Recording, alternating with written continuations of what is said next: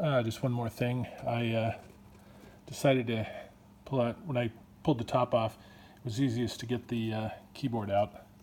So this is the keyboard, which is just ribbon connected in. It's a little dirty. I might give it a little quick wipe down just to get it cleaned up before I put it back in. All the pins seem to be in pretty good shape. Hopefully I won't bend too many of them getting back in. And it just clips in on a little notch there. There's a clip to hold it in place, and it slides in. So it's just held in by friction, more or less.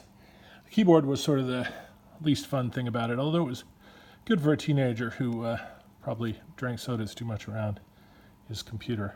But anyway,